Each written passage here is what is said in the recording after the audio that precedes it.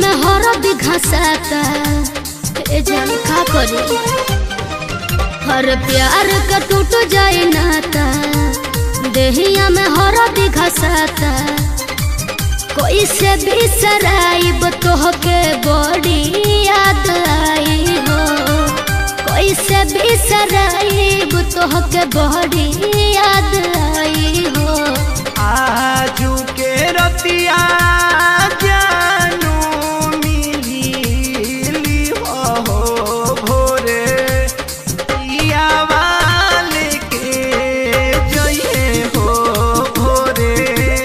पिया वाले के जइए हो।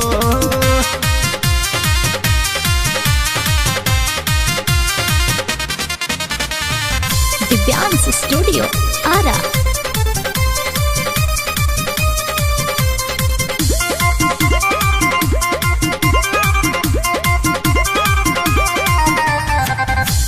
होई विदाई सुबह ओते भोर हरिया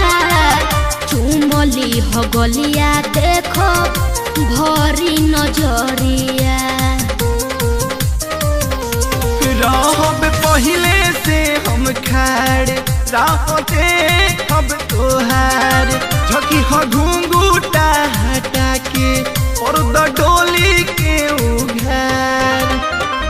तोहरे सुरतिया लौकी जब दहिया छुए हो तोहरे सुरतिया लौकी जब दहिया छुए हो आजू के रतिया जानू मिली हो भोरे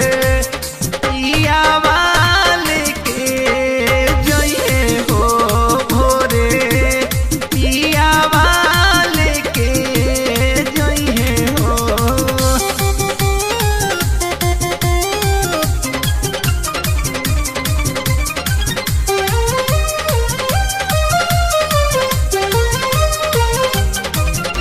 नीचे सलाह गलबा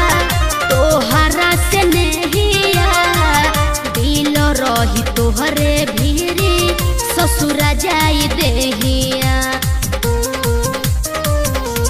भइले छोटन मनीष ही बोलिया पदी